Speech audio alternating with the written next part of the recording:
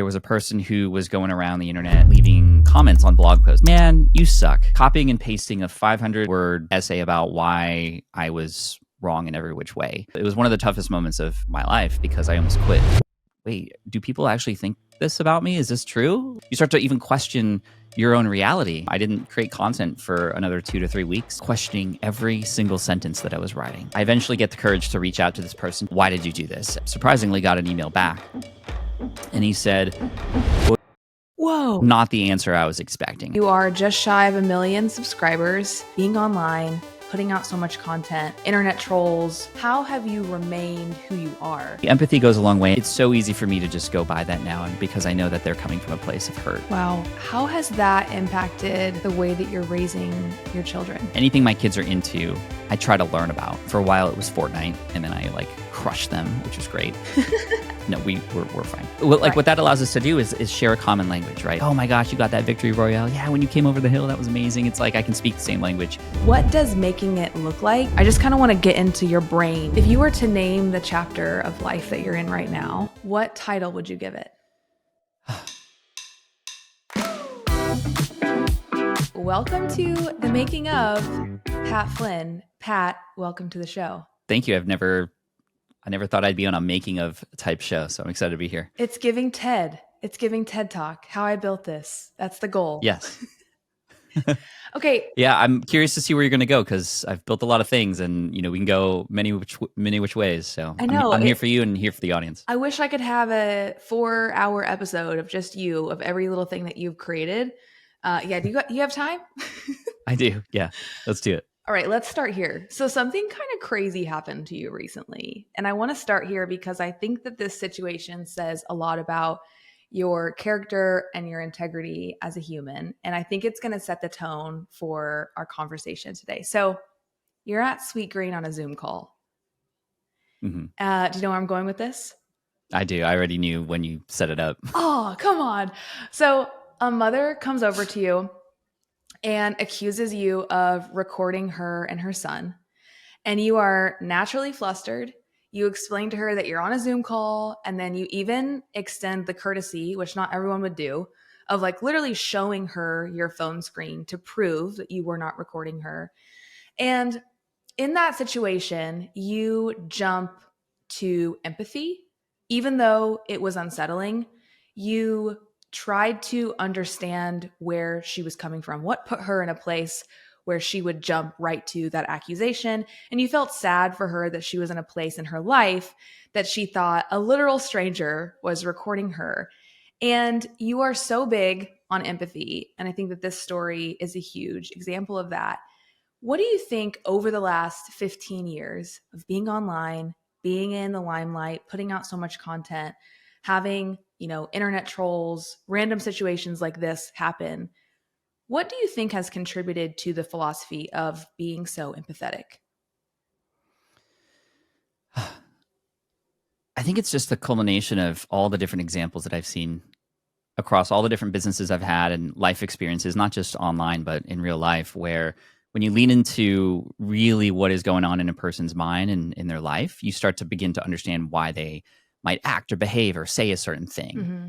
And there was a particular moment in 2012 where I really began to understand this. So it was like a very particular moment. And it was one of the toughest moments of my life because I almost quit everything because of it. There was a person who was going around the internet and leaving comments on blog posts. This was back when blogs had comments available, and was copying and pasting a 750 word essentially essay about why I was wrong in every which way, why I was a con artist, how everything was false. And I was just kind of, all this accusatory stuff. And I first saw that on my own blog and I was like, oh, another troll. I'm just going to delete it. This is my home. Get out of here.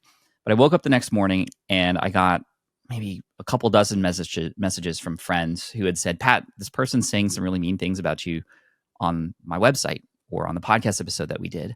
And apparently he had gone to every single place that I had been featured online and pasted the same thing to try to tear me down. And I just holed up. I just wanted to escape. I wanted to get in fetal position and just stay in the shower for hours, that kind of thing. And I had a really tough time. I didn't create content for another 2 to 3 weeks after that because I just wanted to get away from it all. That's not why I'm doing this. I didn't feel like I deserved that. But then what was interesting was you start to read it again and again and see it everywhere. And then you start to see forums where people start talking who don't know you and your story, and they start making up stuff. They start saying things about you that aren't true, that, oh, this person has been planning this the whole time, or, oh, he's actually, in this for just the money and to scam everybody. And it's like, no. But then you start reading it and you start going, wait, do people actually think this about me? Is this true? Like you start to even question your own reality because of that. And eventually I got a very nice and also scathing message from a good friend of mine, Derek Halpern, who at the time had a blog called Social Triggers. And he reached out and he's like, dude, where's your content? Like, I've been missing it. Where's it at? He's from New York, so he's very aggressive and just like straight to the point. And I told him the story and he was like, man, you suck. And I was like, what? Like, I suck. This guy sucks. He's like, no, every second you're thinking about this person and everything they did to you is a second you're taking away from everybody else who deserves your time, your attention, your love, who loves you back. And he's like, dude, just get up and start creating again. Like, what are you doing?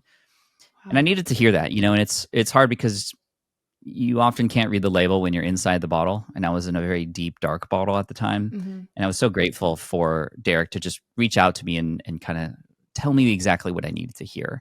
Yeah. And it was true. I was leaving everybody else behind because of what this one person did. Several months go by and I'm okay. And I eventually get the courage to reach out to this person just to be like, hey, you know what? I don't know what happened, but I forgive you. But why did you do this? And I reached out to him and I surprisingly got an email back. And he said, well, you were just so popular, I thought this would be an easy way for me to get traffic to my website, which was not the answer I was expecting. I was expecting a person who had some deep down hatred for me for some reason. Maybe I had said or done something and, triggered this person. But no, it was just a traffic strategy. And we started talking a little bit via email. I didn't want to get on a call with this person. Right. And he basically said he'd been trying to start a business for 4 years, had failed completely, and just kind of had to resort to something that would finally get attention. And I began to realize, like, wow, this person had struggled for so long. They had to resort to tearing other people down in order to finally get seen. And I started to think about that. I was like, wow, like, I'm so grateful I learned this about this person because I knew that this wasn't coming from a place of hatred or direct, hatred for anything I had done. It had been a result of some hard times that this person had gone through. Mm-hmm. And it really made me understand that anytime a person says something negative or hateful, it's always from a place of something that's going on in their own lives. And I once heard this phrase, hurt people hurt people. And I've led with that now. And every time I receive a piece of feedback that might not be as positive as I would hope, constructive criticism is important, sure. By the way. This is different than that. Yeah. That is absolutely necessary. In fact, you have to listen and be open to criticism. But that deep down hatred where a person calls you a name or they might accuse you of something, it's so easy for me to just go by that now, and because I know that they're coming from a place of hurt. In some cases, I've reached out to those people to offer help, and they are blown away. They can't even believe that a person that they had just tried to tear down is reaching out to help. And in some cases, I've gotten on a call with these people, and they've broken down crying because finally somebody was able to listen to them. And again, it's like it's taken this much aggressiveness to finally get recognized. You realize that these people had, a tough upbringing or were just going through really tough times. So anyway, that's what leads me. And I know that even if a person's not necessarily saying things very aggressively like that person did, or the mom at this Sweet Greens that I was at, again, I completely, if I put myself into her eyes, yeah, there's this random person holding up a phone because I was at lunch holding up a phone talking to my partner, Matt, and, I'm not going to put the phone down here and have him look up my nose. He's going to be right in front of me. Right. But that's the same position that you would use if you were filming somebody, right? And I was just listening to Matt, so it just looked like I was just, going around filming things. So I completely understood where she was coming from. But the way she blew up at me, I started again quickly go into that empathetic mode of, wow, what is going on in your life to have you react this way to a stranger? I hope everything is okay. Because it obviously was not, Wow. or I hope things get better. So, not everybody will lash out or be aggressive, but everybody has stuff going on. Yeah. And so even if you're not receiving that right now, you can think about it when you're building a business or creating a community or anything in terms of, well, who are you doing this for and what kinds of things are they going through right now? And if you can focus on that, have that be the center of your attention, then your decisions, your marketing, your whatever it is you're building becomes so much easier because that's what you're building it around. Wow. How has that impacted the way that you're raising your children? I mean, completely. My wife and I both feel the same about how we raise our children with empathy first, but also, we also know that we're parents and we have to give them the best chance to succeed in today's world. And that might mean not being their friend for a while because we know that something is maybe a better decision than one that they made. But our style is very, very coaching based. We ask a lot of questions, and it's so fascinating. As somebody who grew up, always being told exactly what to do and not really why. The coaching component and style works really, really well, at least for our kids. I'm not saying this is the right way to do it for everybody, but Right. instead of just saying, don't do that and not even explaining why, we'd rather go, well, what do you think would be a better idea? Or ask questions. Essentially, we know what we want to guide our kids to as much as possible, but we ask questions to help them be the ones to come up with the right answer, right? So that's what a good coach does. You ask the questions, and it's almost like it's so fun when it works because when they discover what the right answer is, they light up and they're more likely to follow through and get excited about that. It's very similar to like when my kids didn't want to eat vegetables. Ugh, it's green. I don't want it on my plate, right? I just want mac and cheese all day and chicken Who nuggets. doesn't? But during the pandemic, we created a garden and we let the kids select the vegetables that they wanted because they were excited about growing these things in the backyard. And every day we would check to see the progress, and the sprout would turn into a much bigger plant, and then the plants would bear fruit or vegetables.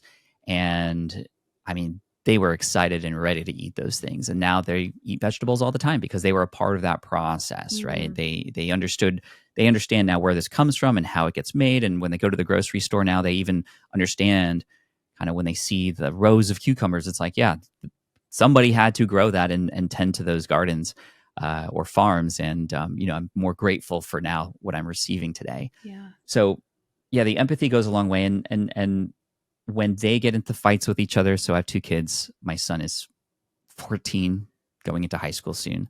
My daughter's 11. We're having like adult like conversations now at this point. It's not just like, oh, what color is this? It's like we're talking about things like even politics and how the world is. And it's just like so crazy. And there's so many things that you could get angry about, so many things that are happening in the world. And empathy is so important because we're seeing it in our kids too, but a lot of other kids in this neighborhood and adults everywhere. There's just so much judgment. There's so much quick to create conclusions and grouping things together just because one person did something, then everybody is like that. So helping my kids understand the individual, the human, the person behind there, and perhaps what they might be going through has been really key. And it's helped them with their own feelings as well. We'll see what happens. High school's another beast, I know, and we'll have another set of challenges, I'm sure, that we'll have to coach their way through. And we don't know everything, so we always ask for help from others too. Yeah, that's beautiful. I cannot wait to see who your children become and the impact that they have on the world because of having parents like you and April. Thank you for Thank you. sharing that. That means a lot. Yeah, of course. I want to actually, similar to, I want to go to 14-year-old Pat. Who was he? Oh God. Who was he? What was he interested in? And what was he like? So 14 years old. This is eighth grade going into ninth, which is exactly where my son is right now. My son, by the way, is 7, 8 inches taller than I was at his age. When I was in school, when I was entering high school, I was not even 5 feet tall yet. I was the shortest kid in the class. I was like 4'8". I was as tall as my 11-year-old daughter. Um, and I was a shrimp. I was skinny. I was just I was just bullied all the time for being the tiniest person.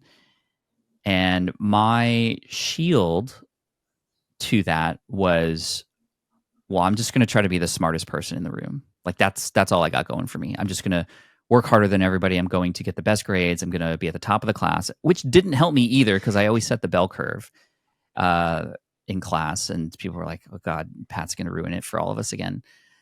So I was kind of lost. I had very low self-esteem. I didn't know what I wanted to do or have any direction other than just, okay, I got to try to survive today. And thankfully, I never got massively bullied, like physically bullied, but it was more verbally and mentally bullied than anything. Probably the most physical bullied thing that happened was, so I played trumpet in the band, and in the wind ensemble, the trumpets are in the back and the percussion's right behind them. Like every day, my ears would get flicked, and it was only my ears. I don't know why. Maybe my ears looked bigger because I was smaller. I had adult ears on a baby body. I don't know what's going on, but I probably would have wanted to flick them too, but I just had to deal with that all the time.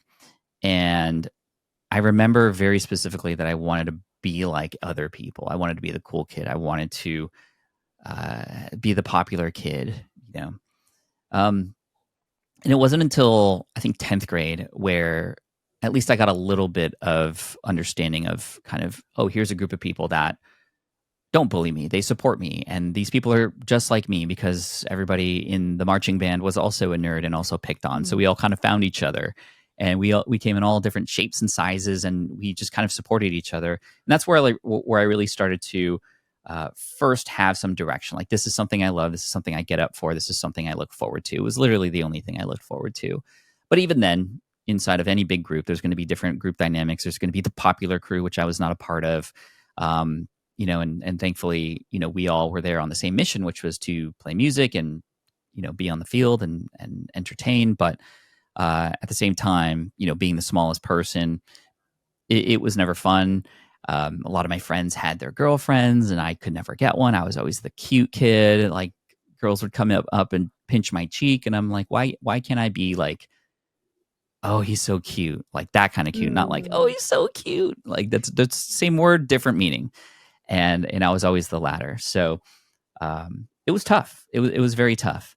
My senior year, I finally passed 5 feet tall. Still the shortest kid in the entire class, but I had my grades were doing. I was so focused on the future and just wanting to essentially get out of high school and start leading a very successful life. Right, a 4.22 grade point average, graduated, top of the class. Got into UC Berkeley, which was great. And so I had this like prestige around that. And okay, I accomplished something, and, like I had something over a few of the other popular kids. So I had that. I was always comparing. That was, I don't know where that came from. I was always playing the comparison game against other people. And that didn't stop for a very long time, by the way. But I went to college and went to school for architecture. And it was it was in college that a few things happened. Number one, I had a growth spurt, which really helped. I grew like 8 inches my first year, my freshman year at Berkeley. I came back and people were like, "What the hell happened to you? Like, what are they serving in the dorms over there?" And I was like, "Probably nutritious food," which I've never had because I ate like crap, like many people do in middle school and high school. But more than that, I joined the marching band there, and that was a family. And that was the first time I really felt kind of welcomed. And I remember that, like, this is a funny story. I don't know why I remember this. When you're in band, you go to band camp before the semester starts. This isn't any band, right? It's where you learn your shows, the music, the training, and all the stuff. And I remember we had band camp at UC Davis, and we came back. It was the week before school started, my freshman year. And I was coming back from the buses, and I was holding my trumpet case, and I was wearing all this Cal band paraphernalia because I'm just a huge nerd like that. And I remember walking alone back to my dorm, and there was this like really hot girl coming toward me. And I, in a moment, like wanted to hide. I was like, oh my gosh, this hot girl's coming and she's going to see me and all this nerdy band stuff. Like I've been down this road before, and here I am in college again. I'm just going to be the nerd. And she came up, she goes, hey, are you in the band? And I was like, she's talking to me. Oh my gosh. She's like, you guys are amazing. Cow band great, which is like what they say there. And I just like won the lottery. It felt like I won the lottery in that moment. I was like, it's cool to be in the band here because of the culture that they create around there. And it was just where I eventually found myself. I eventually became a section leader my sophomore year. I became, a member of the musical activity committee my junior year.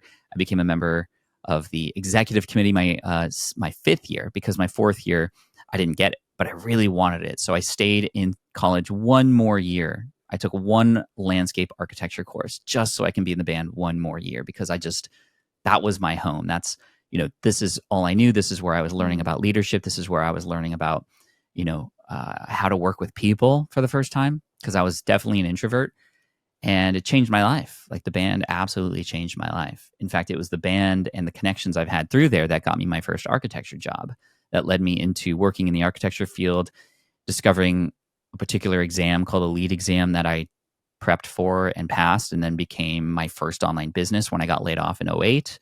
And just kind of the butterfly effect happened from there. So, as much as I look back at my 14-year-old self and wish I could say, don't worry about what other people say, like try to remain positive. It's going to be a grind, but you'll get through this.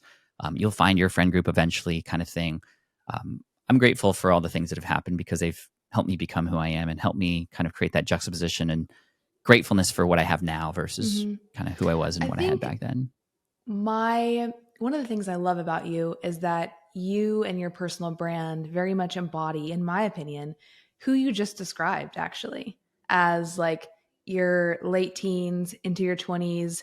You love Star Wars, you love Back to the Future, you love Pokemon. Like you lean into who you are. And even though you've grown so much and become more confident and more self-assured and have this beautiful family and this beautiful life, there's also pieces of you that you didn't change. And so as you became more successful, I think that it can be easy to lean into what is popular and what is trendy and cool. How have you remained who you are through so much success over the last 15 years? I haven't always stayed on the path. I have strayed away from it, but I think a part of the process is having, I call them rumble strips. I don't know if you know this, but like on the freeway, there's these like there's these bumps on the side of the road that like if you drive over them, your car starts to make a noise like it's like it warns you that you're getting off track. And I think it's important in life to create your own rumble strips so that when you don't even know you're getting off track, right? You might be tired at the wheel or just kind of in autopilot and whatever, or you take your eye off the road for a second, the rumble strips will get you back on the road safely. And we need those in our own lives. So I have many of those. I have them in the form of my wife. She has been a rumble strip in many cases to help me get back on track. At one point when the business was exploding in the beginning, she could tell that it was getting a little bit to my head. And she even literally told me, if your head grows too big, I'm not going to be there to support it for much longer. And that just brought me right back. That was a big, honest. What did that rumble look strip moment like, for to me. double click on that? What My did it look mastermind. like for you to have a big head? Like what happened, or what did that look like for you mentally?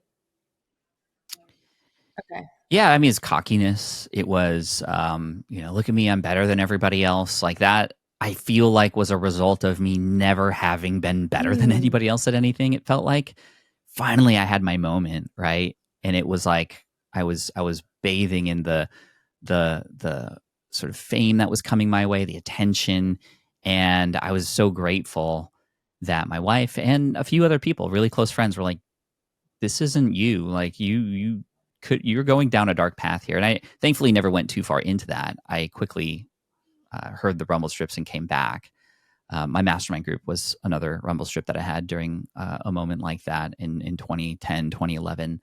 the blog exploded and people started writing about me and people started saying these amazing things about me. Again, that had never happened before. It was all new to me. So I'm grateful that I had the rumble strips in place for that. I think my audience has been extremely important in that sense as well. My audience, I invite them, I give them permission to tell me honestly how they feel about certain things that I'm doing. And there's been many cases, especially there was one time in 2012. 2012 was a hard year, by the way. But in 2012, where I had partnered with somebody who people just weren't really vibing with, and it took a while, but I eventually found out that they were doing some stuff that wasn't legit. They were essentially lying about a lot of numbers, and because of my association with them, people thought I was lying about all my numbers too. And it really helped me understand that I couldn't just always take things for face value online. I really got to, before I partner with somebody, build a relationship with them first, kind of thing. And that was, again, part of the reason for going down that wrong path, was because I was so confident. And I also was chasing revenue versus chasing results for my audience. I've made a lot of mistakes with that direction in mind, with revenue first. I've built software companies with that mindset that completely failed. And it's always been a result of helping people first, serving first, which is a mantra of mine, that success has always come. So going into making it, going into like there were moments that I heard you mention that you kind of were like, I'm making it, I've made it. What's your philosophy on that now that you are deeper into your career? You've had several different phases of Flindustries LLC. I'm curious, what does making it look like? And do you think that's still the goal?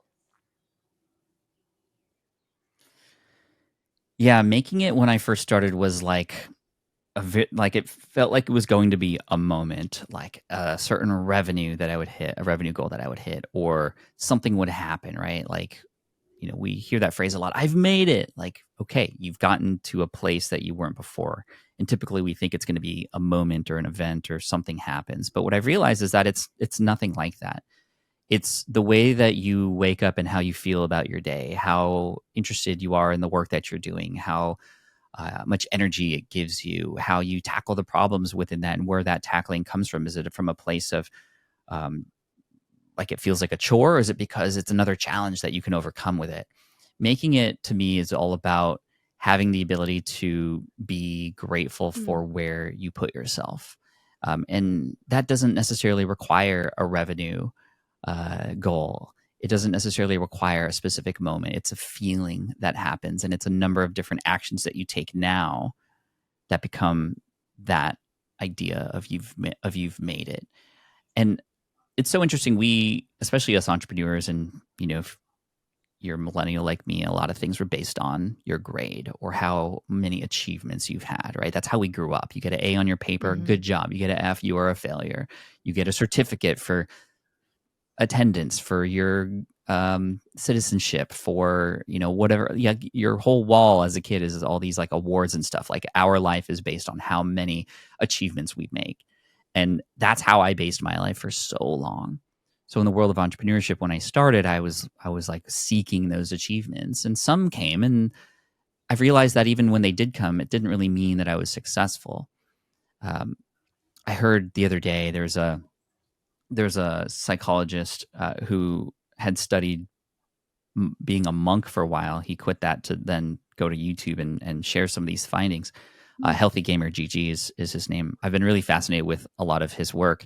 And he said something recently on an interview that kind of blew me away. He said, "You never actually achieve anything."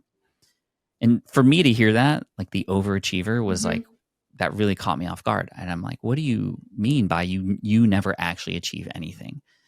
He's like, you don't determine the achievements. That's always coming from another outside thing, an organization, a group of people, your parents. That is their definition of achievement. So you never really create those achievements. That's based on somebody else's metrics. So if you base your life or your value in how these external things see what it is that you're doing, this is a very dangerous game to play. And I'm a Enneagram 3, which is textbook. Your value is how useful you are for other people, in how many accolades you have, in the thank yous that you get for the work that you do. And the dark side of 3, every Enneagram number has a dark side to it. The dark side of this is your self-worth is completely in other people's hands. Yeah. And that's very scary. And when I heard about this, I was like, oh my gosh, this is amazing. So what can you do? All you can do are the actions that you know are the right actions to take. That is what you should focus on. And whatever the ending result is, it doesn't matter, because you know you took the right actions to get there. Because you can take one action. One person can say, that is exactly how I wanted it. Another person can say, this was a complete failure. You can post a video on YouTube, and maybe YouTube's algorithm that day was just like, no, I'm not going to favor this video. But then another day you take the same action and it just explodes, and you end up, on the trending page. So basing our feelings in our day and how successful we are on the results is very scary. But what I've learned is, as long as you continue to take that action, I've been taking action for 15 years, different kinds of action here, action there, things always seem to work out the way they were supposed to work out. Not right away, but as I once heard Gary Vaynerchuk say, it's micro hustle. You're hustling on those small little things, but it's macro patience. You let these things happen. The actions give you a chance for these things to happen. And just like planting seeds in a garden, some seeds will sprout right away. Some, like a bamboo shoot, for example, I think I once read that it will remain in the ground for 3 years or something like this. And then all of a sudden, after year 3, it grows 2 feet a day. It just shoots up because it needed that much time for the things to happen. I think a lot of us are like bamboo shoots who just aren't ready to shoot yet. But if you stop watering, if you stop, giving it nutrients, it's never going to go. It's also comforting to know that there will come a time where we do have an immense amount of growth. And I think that for creators or entrepreneurs or people that are multi-hyphenate and do a lot of different things, there's a lot of effort, and then we don't see the bamboo shoot out of the ground, and we can get really frustrated. We can get disheartened. And I love that it's if you keep watering and keep nurturing, you are betting on this future version of you. And something about your body of work is, among everything else you've done, you've also written 3 books. And I want to talk about that for just a second. And you wrote Let Go, Will It Fly, and Superfans. Was there a book that was actually the hardest or the most challenging for you to write, and why? Everybody says Let It Go. Frozen ruined my book, by the way. It's called Let Go. No, it's just kidding. You're not alone is all I'm saying. So Let Go was sort of more of a memoir, a shorter book about my story, but more in detail, more emotion. And it's called Let Go because not only was I let go from my architecture job, but in order for me to grow as an entrepreneur, I had to let go who I thought I was supposed to be. Right. And I was really feeling this. The cover of the book is an elephant. And the elephant is tied to a stake in the ground, like a giant elephant. And what I've learned, and I don't believe holding elephants in captivity is good at all, but where they do that, when an elephant is a baby, they tie it up in a stake and it can't move. But as it grows, it just doesn't believe it can break free, even though it can. There's just a little tiny stake in the ground holding it there because it just doesn't believe, even though it's bigger and it could. It has been conditioned to believe one thing. And that's how I was until I finally broke free from that thought that I had to continue to do architecture. I had all this sunk cost into it, right? My parents paid my way through college. Would I be letting them down? All those things are in that book. In 2013, I started to write Will It Fly? And that was by far the hardest book I had ever written so far. Ooh. I'm actually in the middle of my 4th right now, which is my first traditionally published book. The others are all self-published. But Will It Fly was very difficult. I stopped several times in the middle of it because I just didn't feel like it was good enough. And how many times do we all say that about our own work? But no, I had such a high standard for what this book should be because it felt like my first actual book. Let Go is more of a life story. But Will It Fly was like, okay, this has to be really good. I wrote it to answer the most common questions I was getting, which was how do I get started and how do I deal with all the different ideas I have and pick one, or where do I even find one idea to build a business from? And my goal was to make this the first step for people. And it was very difficult because I was questioning every single sentence that I was writing. It's like, are these the right words? Is this in the right order? Maybe I should do this. In fact, I think a part of the problem was I was reading so much Malcolm Gladwell at the time. Yeah. And Same. I love him and his books. But because I was absorbing that kind of content at the time, I felt like I had to write like him. And it took me, I mean, just to give you an idea, in a 2-week period, I may have written a couple paragraphs.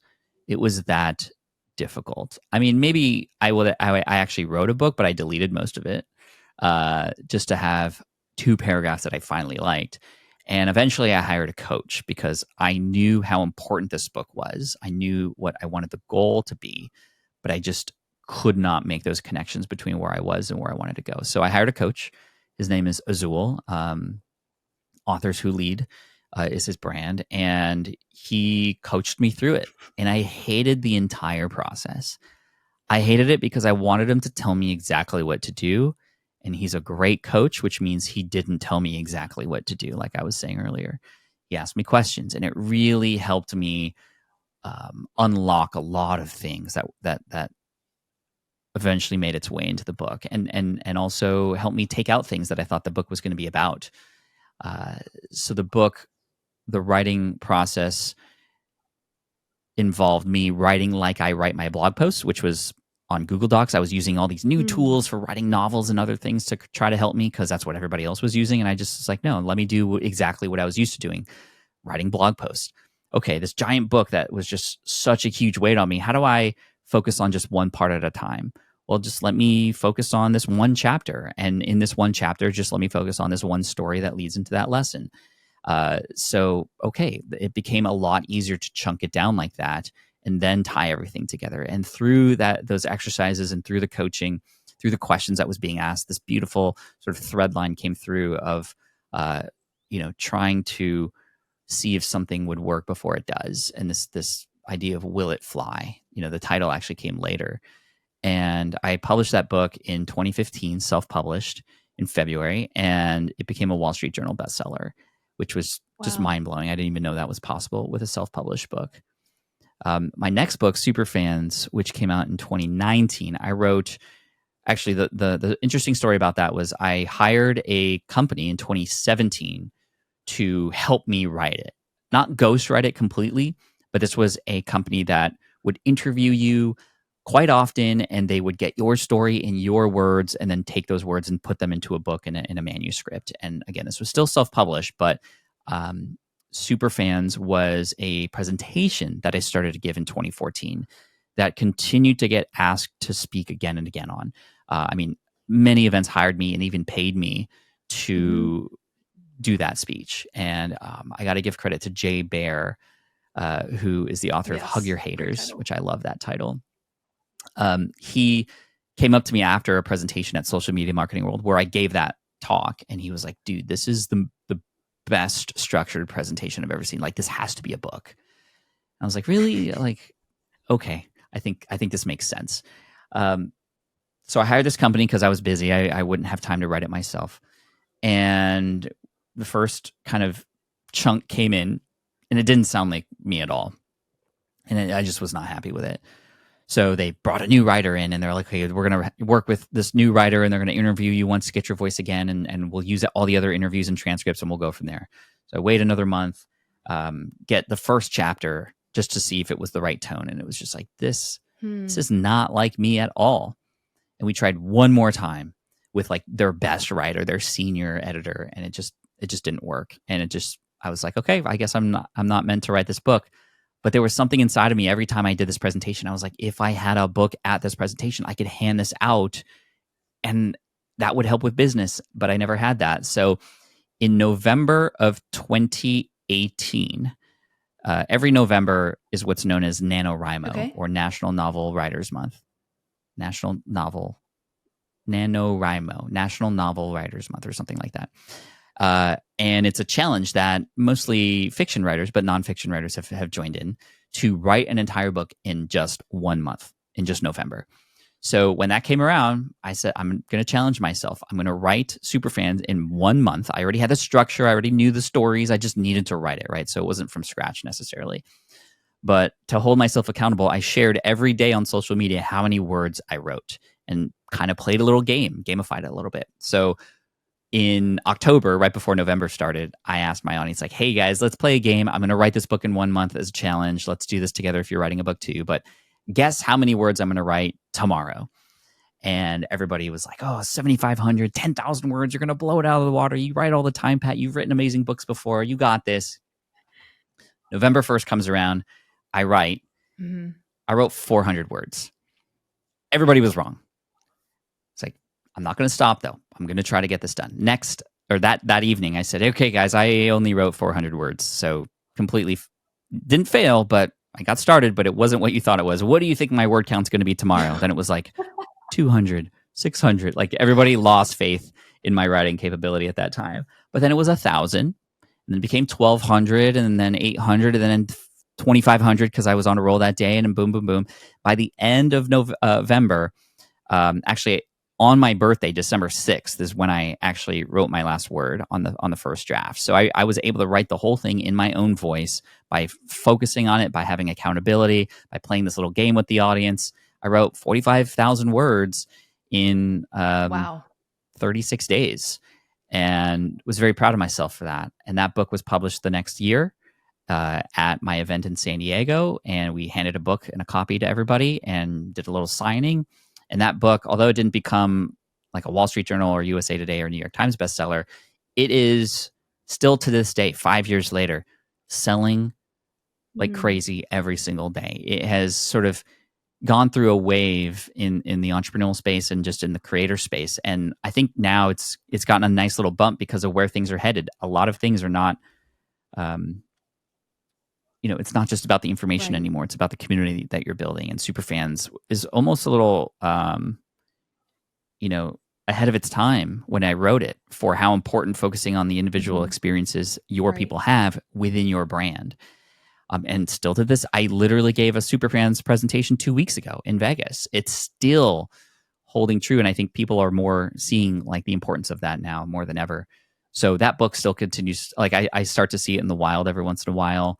I worked with a publishing company that was able to get it, even though it was self-published, sort of like a hybrid publishing company. I was still able to get it in bookstores. So I saw it in the bookstore, which was cool. Yeah, it was really cool. Although in 2015, I ran a little experiment because I had once heard that, like, even though your book is self-published, as long as there's a demand for it, bookstores might order it. And I had a lifelong goal to take my kids to the bookstore and find my book on the bookshelf. And because it was self-published, I didn't think that was possible until I learned this. So I ran an experiment. I shared with my audience. I said, all right, everybody, next week on this day, if you go into a Barnes & Noble and ask for Superfans, for Will It Fly, it's not going to be there, but just ask for it. And if you wanted to take it one step further, order it from the bookstore. I will reimburse you for that. And I think I had like 600 or 700 people do that, which was amazing. Talk about Superfans. Which was really cool. And then, yeah, exactly. And then 2 weeks later, I go into a Barnes & Noble here in San Diego, because somebody had tipped me off. I go with my kids. I turn on my camera, and lo and behold, we find my book on the bookshelf. Oh my gosh! Which was a really cool moment. The kids were really small then, so they're like, "Daddy, that's your book, Daddy. What's it doing here?" I think my son was like, "Did you put this here earlier?" I was like, "Nope, I didn't plan it." Of course, he would ask me that. But I ended up signing it and putting it back. I don't know if anybody bought that. It's no longer there because people aren't asking for it in that way anymore, and it's not distributed from a publisher. But anyway, that was a fun thing. So the power of Superfans, for sure. Deep dive into the power of Superfans by talking about Deep Pocket Monster. We can't not talk about it. What a project! You started it, I want to say 4 years ago in 2020. Is that correct? The November of 2020 was when the channel started, but the Okay. first videos were So published in January now of you are 2021. just shy of 1 million subscribers. You are planning Pokemon events around the world. What have you learned from this process? And what have you had to shift in your life to make room for Deep Pocket Monster? Because it has nothing to do with smart passive income. And I really like that. I like that you have, to me, on the outside looking in, it feels and looks like a creative project for you. Like it is a true like creative passion, Oh yeah, and you are playing and you are having fun and you are tapping into your inner child. And what has that opened up for you, and what 100%. have you had to shift on the business front to make room for that? Oh, that's great. Yeah, I didn't really have to shift much. Which is great. And here's why. First of all, I started this channel in 2020 because my kids and I were into Pokemon. And anything my kids are into, I try to learn about, right? And for a while, it was Fortnite, right? So I learned Fortnite, and then I like crushed them, which was great. Um, no, we're fine. And like Right. what that allows us to do is share a common language, right? I can get involved. We're playing. We can talk about it at dinner. Like, oh my gosh, you got that victory royale. Yeah, when you came over the hill, that was amazing. It's like I can speak the same language.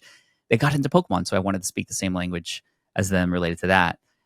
But then I started to dive deeper into it. Started to really enjoy the communities that were here. And then wanting to be a part of those communities, I started moderating a lot of channels. I started being a part of those communities and conversations. And then late 2020, I was just like, I think I can provide some value here. I think I can tell stories and bring some new flavor to the space because everybody was kind of doing the same thing. How did I find room for it? Well, the timing worked out really well. I have tried the one thing process before where it's like you just hyper focus on one thing. I think Alex Ramosi says this a lot. There's a book called The One Thing. It's like just do one thing and focus all of your energy into that. And I understand where they're coming from when they say that, but I just cannot do that because I would not be fulfilled. I'm a curious person. I'm an entrepreneur. I like to problem solve. I like to play and experiment, try new things. The problem is when we allow ourselves to do that at any time in Mhm. any moment and we don't contain that curiosity. So I live by what I call the 20% itch rule. 80% of my time is dedicated to the things I've already said yes to, SPI, all the things responsibilities I have, et cetera, the podcast. 20% of my time is reserved for play, for experimentation, for permission to fail, I guess. And so, and I've always done this. The early 2010s were some failed software projects and stuff. But in 2017, my videographer and I, we got Mhm. inspired to create a physical product called the Switch Pod.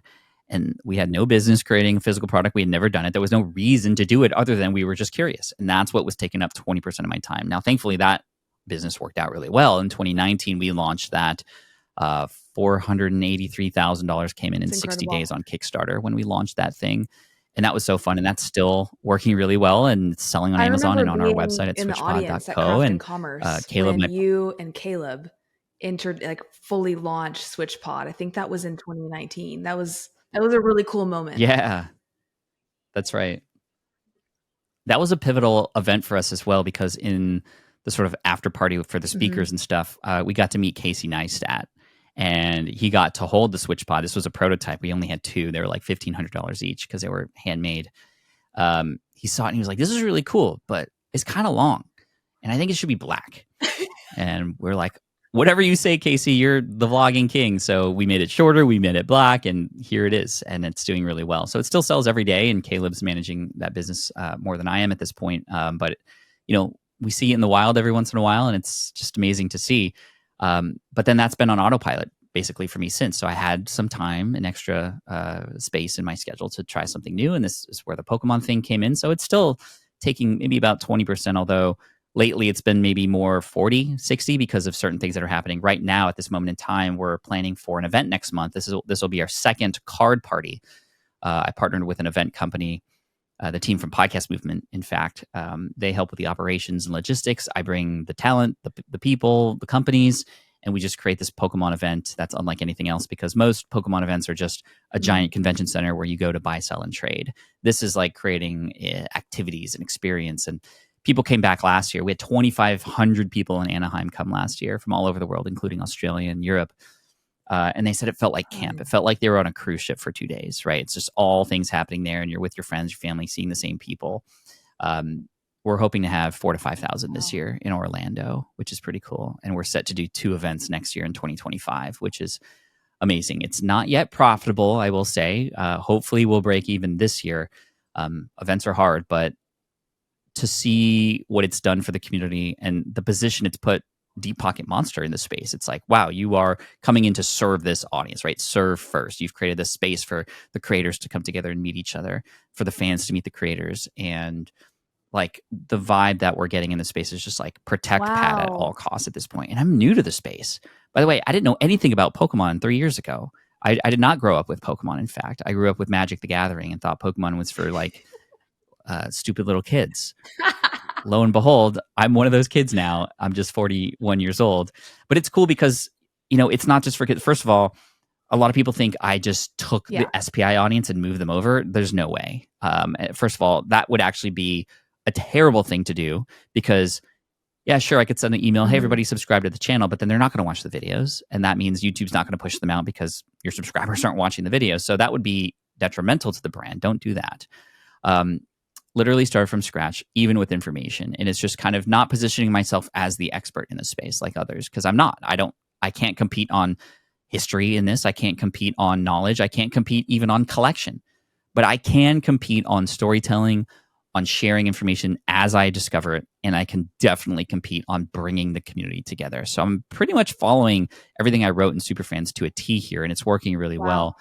And the videos that we publish now, I mean, we had a video go live yesterday or on Tuesday, and the next day it was the number 34 trending video on all of YouTube. It had 150,000 subs or 150,000 video views in a day. We just passed 200 million total views, and we only have 120 or 140 videos. 221. It's not that many videos because we're leaning into storytelling. We're leaning into long form. 221 videos. Okay. Some of those are live streams. That's why. Yeah. So I also go live every week, right? The pandemic was really interesting. I did not have I had not thought about the Pokemon channel yet, but I did go live every day on my Pat Flynn channel on a show called The Income Stream.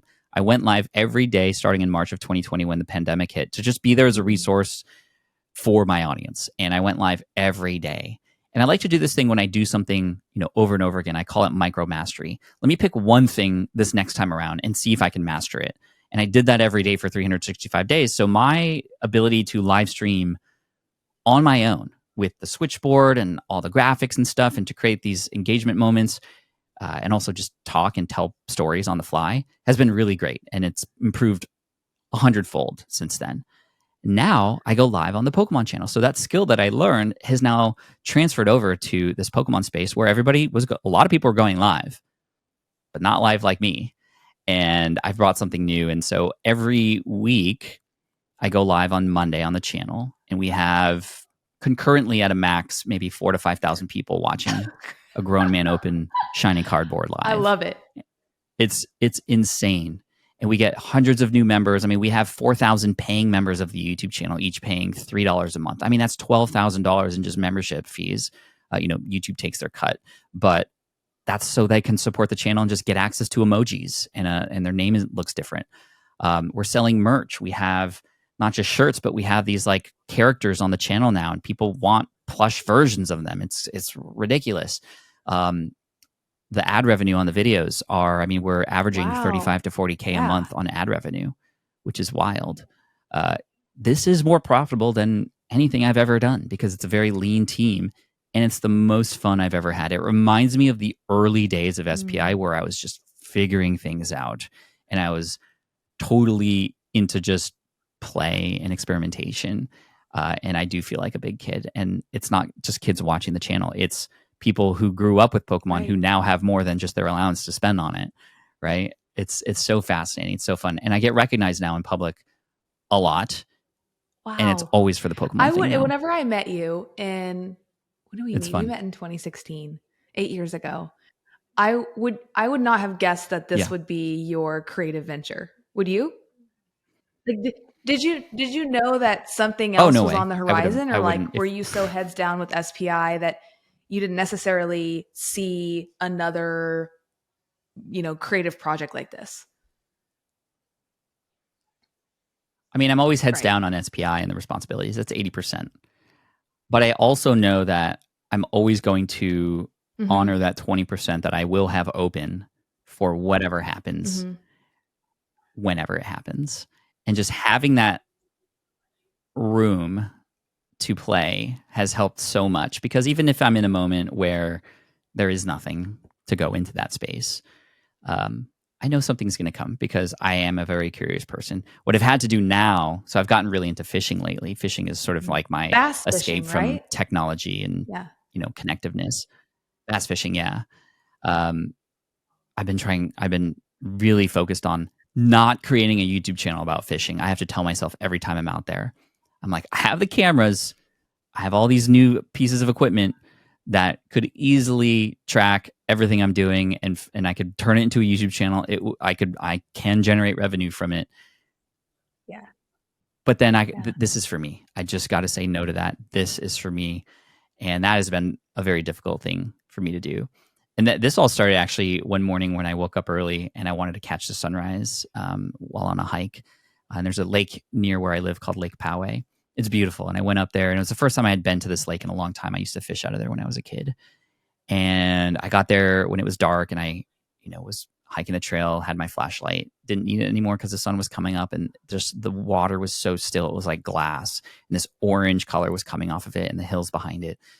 And I was like, I got to take out my phone and snap a photo to this and share it with my Instagram audience. I was like, why is that my thought here? Why do I have to share this? Mm. Why can't I just have this moment for me? The whole purpose of me being here is to escape, yet I am catching myself being inclined to make it Yeah. more than about just this moment.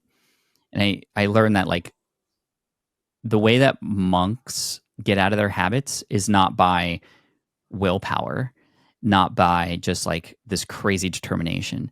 It's literally by Mm-hmm. just being conscious of the things that they're doing and like letting themselves do those things, but only if they are conscious that they are doing them. And then when they are, they choose not to do them anymore because they now have control. So I had my monk moment at that moment and decided to just put my phone away and just be there in nature and enjoy it. And this was 2 years ago. And I really needed it at the time. I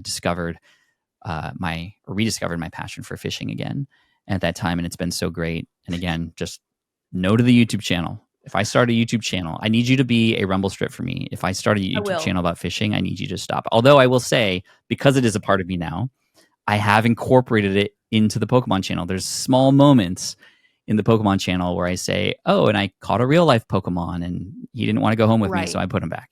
Just like little fun things like that that are about me, that Mm-hmm. get put into the personality and the culture of the brand.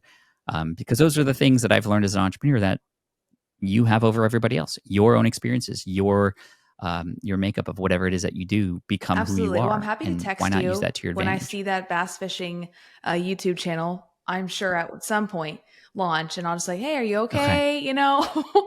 We talked about this. I do want to talk about your creative process, because you have created so many pieces of content across all social platforms, not even including like emails and blog posts, like thousands of pieces of content. How do Yeah. you go about what you want to create, how you create it, the story you want to tell, the problem that you think that piece of content will solve, and then the execution of it, which I know is a big question, but I just kind of want to get into your brain of how you actually do this. Yeah, I used to take a very regimented and methodical approach to this. Like, okay, any piece of content I want to create has to come from something, and then I have to then distill the keywords that I want to use on it, and then I need to understand, okay, in this moment in time, what's an optimal length of blog post, or what is the optimal length of a video? Okay, what's popular in video now? I'm going to then do this kind of thing to hold engagement and hook people, and it's just like felt like everything that I wanted to create was no longer creating. It was just like Mm, fitting into a mold of something else.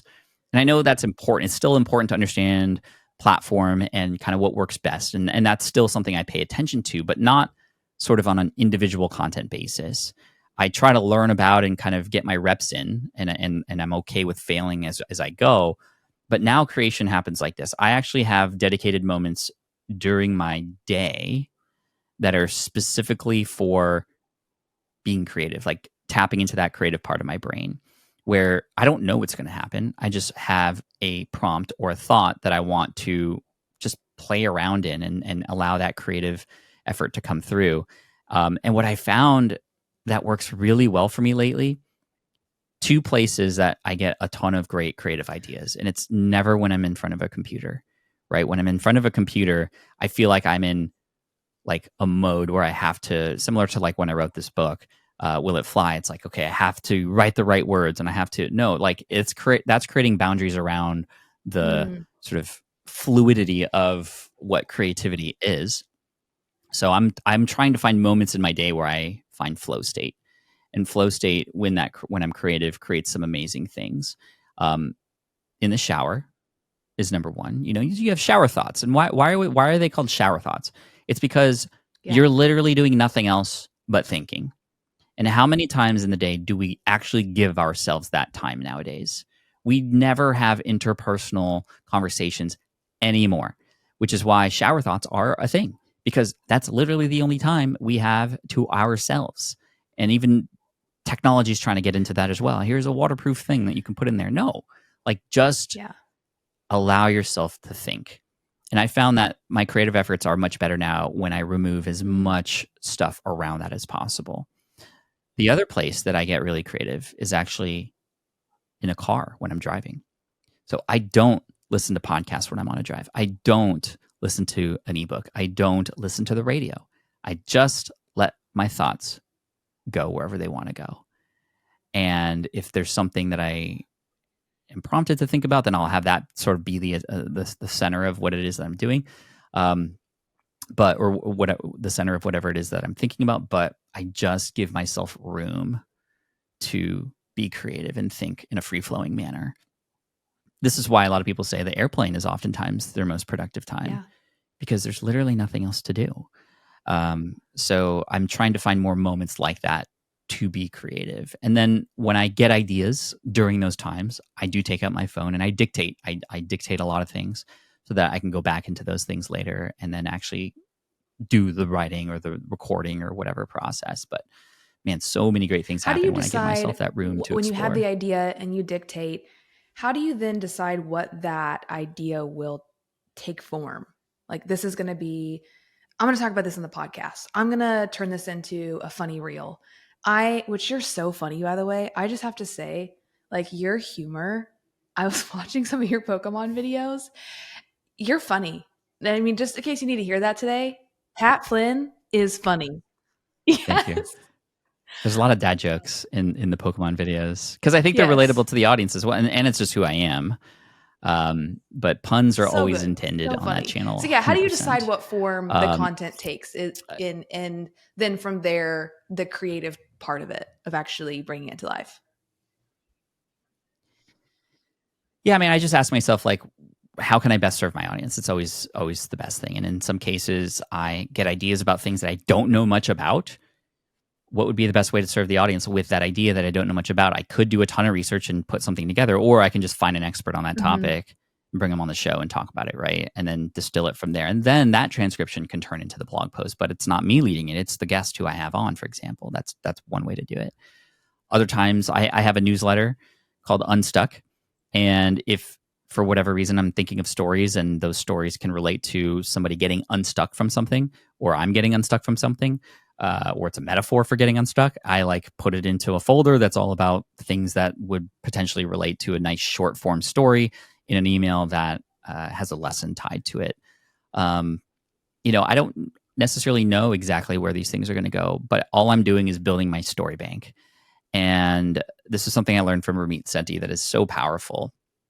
If you create some sort of mode or method of collecting stories, not just stories that you read, but stories that are happening to you or that you notice in your own life or that are going on with your kids or your family or wherever, if you can, as they come in a way, sort of categorize them. I used to use Evernote for this for a while. Now I use something called My Mind. It's sort of an AI-based one, which is really cool. It not only allows you to, as you find things or create notes, and you can categorize them, but it actually will do that automatically for you, and create categories Cool. based on the AI, so you can easily find these things later. Anyway, it's called My Mind. It's great. I categorize these things so that when I need them, if I, for example, I'm like, okay, Pat, you're going to be doing this keynote and we would love it to be about this. Great. I can just go to my story bank and search through and find any stories that may relate to that. And that really helps a lot. The blog posts, the solo podcast episodes, a lot of those stories and lessons that I tell are a result of things that have just happened in real life, right? I have a whole story bank of things that happened to me in college that then I can pull from, and it kind of just allows me to, this is where I talk about when I built my story bank back in the day. There was one story that I used quite often about a homeless person in Berkeley who I'd see every day, but instead of him throwing a cup on in your face and saying like, "Do you have any change? Do you have any change?" He would always say, "God bless you," like every time, and he was known on campus as the "God bless you" man. And this person was there for years. And then I think my junior year, he all of a sudden wasn't there. And he had passed away, and everybody missed him. He had built this brand around serving first and this message, that there was a huge memorial for him, a homeless man on campus. And, because of how much he was so wanting to help others, and he knew if it was around exam time, he'd like, "Hey, good luck on your exams. God bless. Good luck on your exams. God bless." If it was Saturday and we were playing the Arizona Wildcats, "Hey, go beat the Wildcats. God bless." He knew. He was so smart. Anyway, that was a story that when I was building my story bank, I was like, okay, let me think about these interesting things I remember just in college, right? Just like anything random. I didn't know where it was going to go, but all of a sudden when I have a presentation about branding, I can go to my story bank and be like, oh, let me tell the story about the God bless you man. And it just becomes a really interesting way to then form a talk through the story I am bank. going to go build my story bank after this. I think that's also when you're in the moment and you're trying to create something, or you're trying to write a caption, or you're wanting to hit record on a podcast, like that pressure that we can feel when we're trying to do something, but we're like, what do we want to say? What stories are relevant? How do we add value? I can see that being a huge resource. You actually posted something on LinkedIn several months ago that I want to read, and I want to kind of end us on this and your thoughts around this. Then I have one more question after that. Okay, so you wrote, "My secret for long-term success is this. Instead of consuming nostalgia, create it. And here's what I mean. By creating nostalgia, you're creating something deep and meaningful for an audience. You're offering something that a person years down the road can look back on and say, yes, that was part of my life, and it made me who I am today. You can't do that as a creator overnight, and it also doesn't happen the moment people find you for the first time. It happens because of the moments you create for them over time. And of course, one cannot just create nostalgia. It's a mindset. The positioning allows me to focus on doing more deep and meaningful work, and something that even offers an escape from other parts of life for people." And you go on to share that so much of the way that SPI and your business and even Deep Pocket Monster is rooted in community. And I'm curious how community has played an impact on your personal life as well as your business.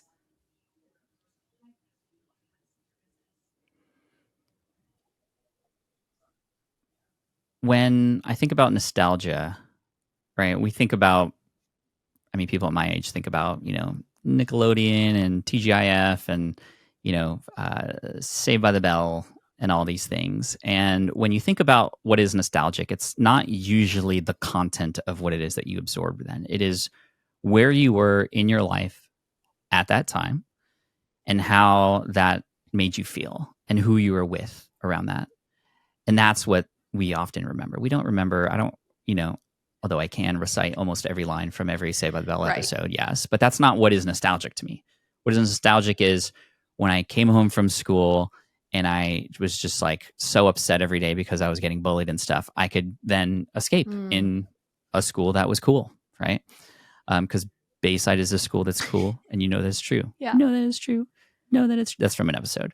And so, as a creator, we all have the opportunity to create those moments for people, whether it is an escape, whether it is a solution they've been struggling with, whether it is working together with others through a challenge, especially with community. Community is all about the experiences that are created.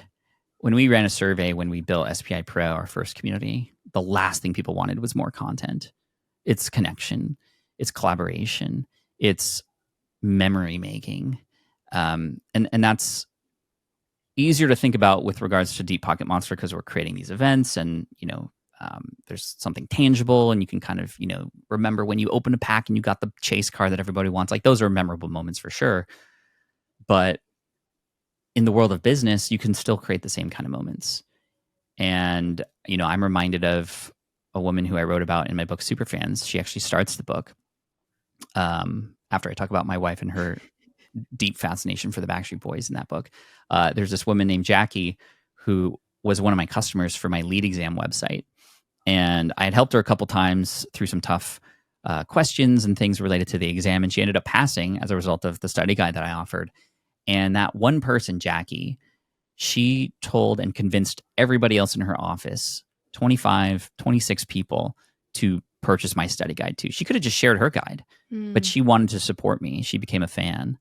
And it was for an architecture exam.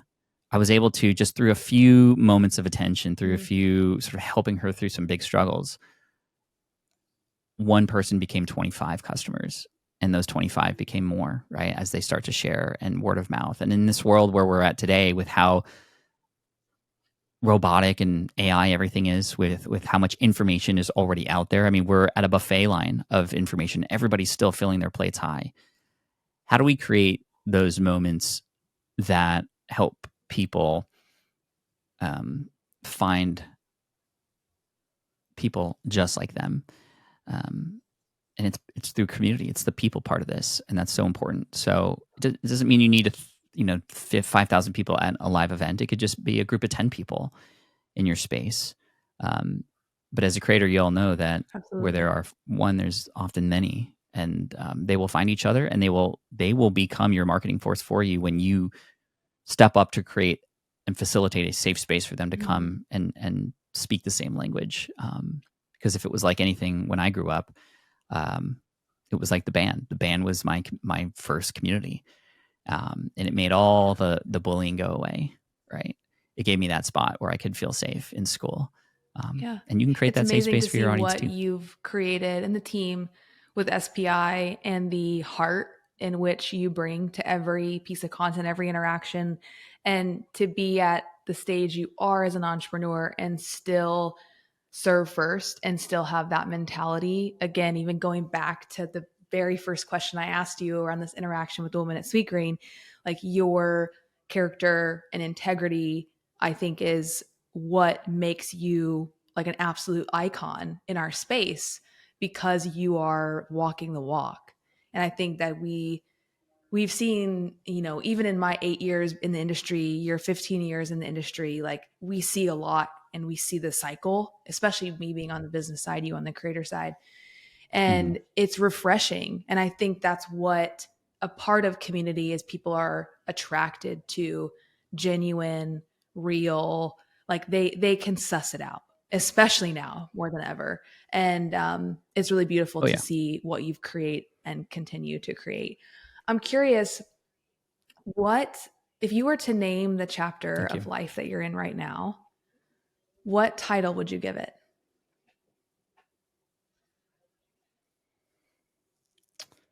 Well, my mind immediately went to my kids going to high school, so maybe the title of the chapter is The Calm Before the Storm. Hopefully not, but that's where my head went.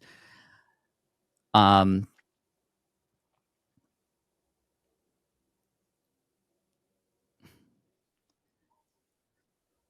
think it might be called Rediscovering Play.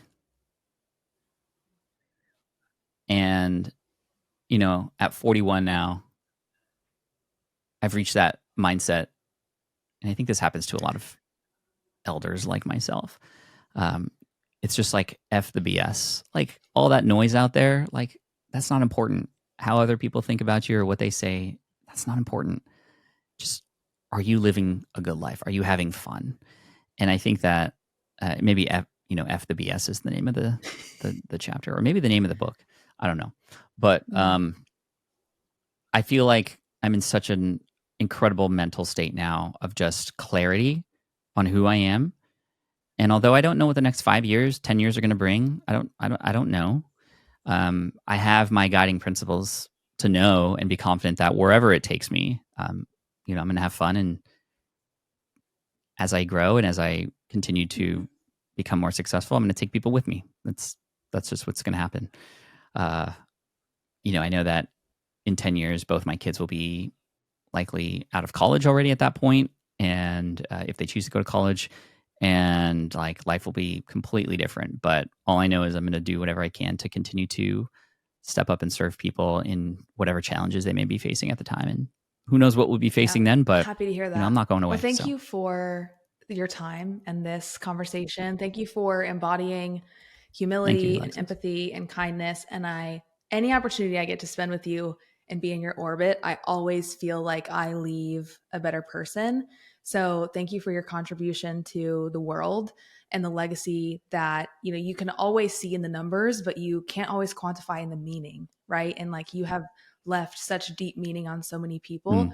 So thank you for your time and allowing us to dig into your story today. I really appreciate it.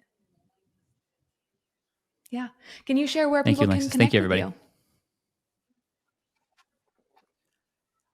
Yeah, I mean, if you would love to get a story from me every single week and how you might be able to get unstuck and get inspired to do so, smartpassiveincome.com/unstuck would be how to get unstuck or get the Unstuck newsletter. And of course, at Pat Flynn on most social media, YouTube. And Deep Pocket Monster, if you're into Pokemon, would love to connect. I'll have that all linked up in the show notes for you. Yes. And of course, we have our communities at SPI as well. And I know that Circle's been so gracious with using us as an example for how to create amazing communities. If you'd like to see that, you can go to smartpassiveincome.com/community. Awesome. Thanks, Pat. Thank you. Hey there, it's your host, Alexis Teichmiller. If you've made it this far in the show, I have a special surprise for you. We've interviewed a real person from Pat's community. Michal is here to share the impact that Pat has had on his life. It's one thing to hear from the creator.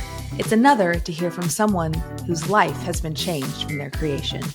Hello, Alexis. I am so excited to get to know you and hear a bit of your story today. So I'm curious, how did you first discover Pat Flynn? Describe where you were in your life and what piece of specific content or experience you stumbled upon all the way from Poland when it came to Pat Flynn. Yeah. It was back in year 2012, so 12 years ago, I can say. I would say in very dark place in my life. A few years earlier, I had a big snowboarding accident and I broke both of my legs. And at the time, really, nobody knew whether I would be able to walk again. And I can recall that against all odds at that time, I promised to myself that I would run a marathon again. And of course, the rehabilitation process was very, very long. At the same time, I would say I was burned out in my job in IT industry. I wanted to change something, but I didn't know really where to start and what to do. So I was looking for a new idea for myself, and I decided to start a blog about managing personal finances because, my friends said to me that I was good at it, and that was the primary reason. So I really didn't know where to start. So I typed the query, how to start a blog on YouTube, and I saw Pat Flynn's video, and that's basically how I found the blog Smart Passive Income and how I learned amazing story of Pat. Wow. So you have been in his ecosystem, following him and his work for the last 12 years. And I have to know, did you end up running a marathon? Yes, I ended up running a marathon, and that was really, it started the process in year 2012. So basically, my first contact point with Pat creators work, I would say, was a podcast, and it was where I learned how to start a blog. I spent the entire first half of the year listening to the SPI podcast, while at the same time training for a marathon. So you can say that Pat was my spiritual supporter and teacher at the same time. Yeah, and I had a feeling I'm not wasting time because I was training and at the same time listening to the podcast. And uh, basically, it was thanks to knowledge he passed to me that I was able to launch my blog in the middle of. Actually, I started on the 1st of July, 2012, and I started my blog, and then in September I ran my first marathon, and I crossed the finish line of the marathon holding a banner thanking God, my family, and Pat Flynn. And what I did, I sent a photo from the finish line of the marathon to Pat, uh, just letting him know that he was my teacher. He was the person who was very influential in my life, and I was just thanking him for his support. And that's how our relationship really begin. Sorry, I'm getting quite emotional when I say about this. And Of course. it took us, as far as I remember, it took us 5 years to meet each other in person. It was on Upreneur Summit in 2017. So we had some kind of correspondence relationship during that time. And over the course of these 5 years, my life has changed completely. I can honestly say that if it weren't for Pat, for his openness and his ability to share experiences, I wouldn't be where I am today. Wow. Against all odds as well. Like the recovery from a terrible accident where the prognosis was not in your favor to using every moment of time to learn and train and push through such a trying time in your life.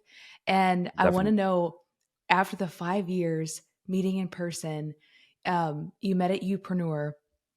What was that like, seeing him in real life, someone who had been, your, as you mentioned, kind of your spiritual slash emotional mentor in business and Definitely, in definitely. life? What was it like seeing Oh, him in person? I can say you can experience it by yourself because there is a video that documents this moment, and it's published on Pat's YouTube channel. So basically, everyone can see how did it look. Okay.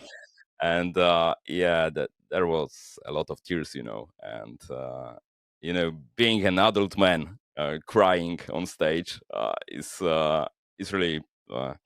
I would say life-changing experience, and I was waiting for this moment a very, very long time because my wife don't want me to go to the United States, basically, and we had to find the common place where we will be at the same time. So, Hmm. uh, I travel generally in Europe, and when the Pat was coming for Upreneur Summit in London, I said, okay, I have to go there. And yeah, it was magic time for me. Yeah. That's amazing. So tell me where you are now. Tell me, where did the blog, sorry, tell me where the blog evolved, and describe where you are in your career now. Okay, so I was the list is long, so I will start from the end, and then I will just give you highlight of the major milestones. I would say today I'm 51 years old, and I'm a person who is already retired from blogging. So I started my blog in 2012, and 10 years later, I decided that I would like to finish its operation. So basically, blog is still alive on the internet, but I'm not publishing any new articles on it. So over these 10 years, I became one of the most popular bloggers in Poland, not only in the financial area. I won several awards. One was for the most popular blogger in Poland. The other one was for the most influential blogger in Poland, for most socially responsible blogger. I was also awarded for my charity work because I was doing a lot of that in the meantime. And my blog was visited roughly about by 200,000 people monthly. So unique users, you can say. And at its peak time, it was over 300,000 users monthly. So it was quite popular blog in Poland. And I would say that all of this was the result of following Pat's techniques and the ability to adapt his approach to Polish realities. And I also published my own podcast, which was called Więcej niż oszczędzanie pieniędzy in Polish. So it basically means more than money saving. And it also had several million downloads. And at the very early stage of my blog, I focused primarily on publishing useful content. Some of them were, for example, comparisons of financial services, bank accounts, deposits, and I also informed my readers about the promotions organized by banks. And at the same time, I was earning money through affiliate marketing, basically. And it was actually the affiliation done according to Pat's recommendations that allowed me to really start earning big money on my blog. And but that was the first stage.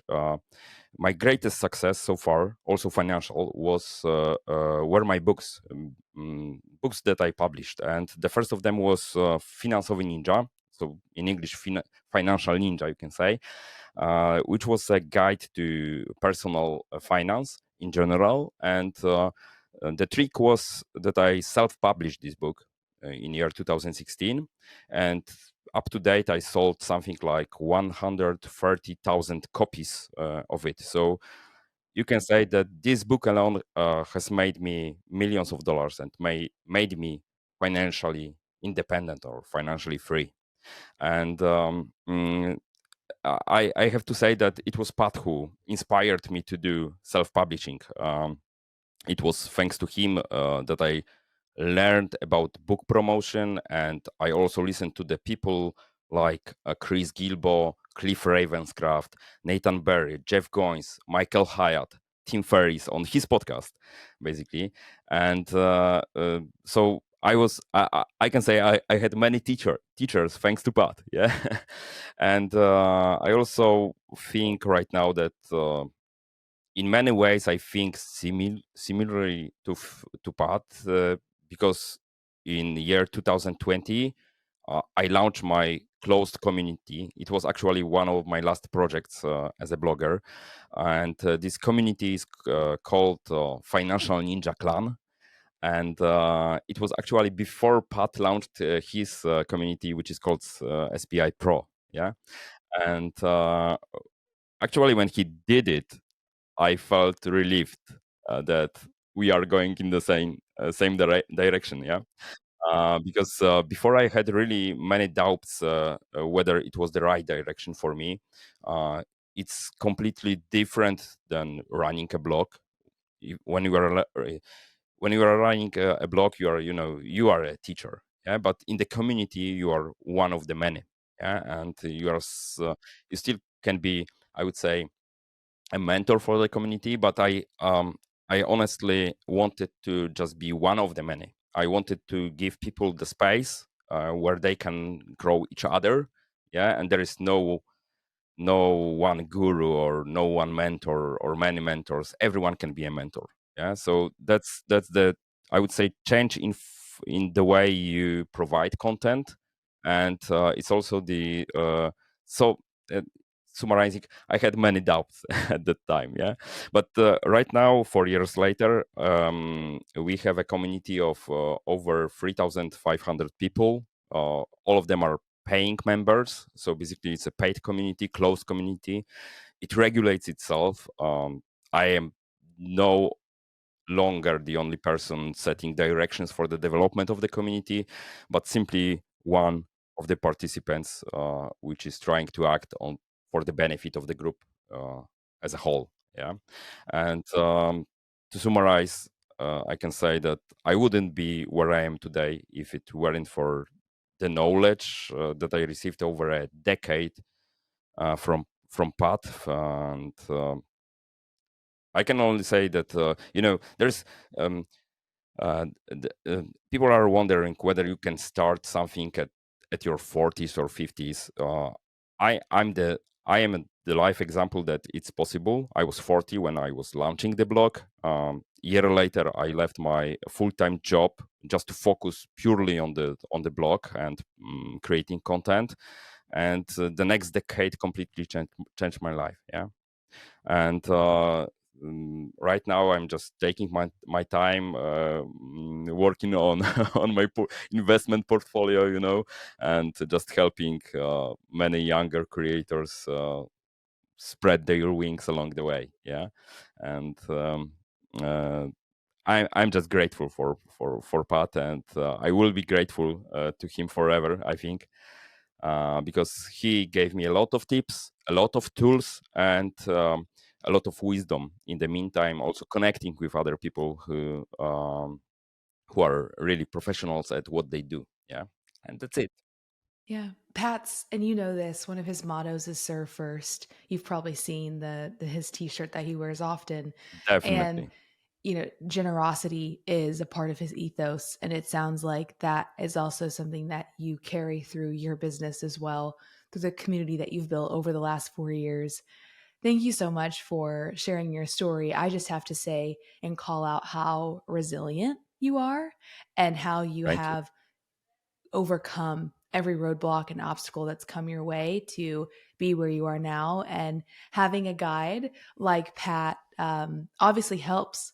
And there's also just the tenacity in you as an individual that has made it happen. So thank you so much for sharing your story. And truly, it's been a delight to meet you and to hear the transformation that Pat has had on your life.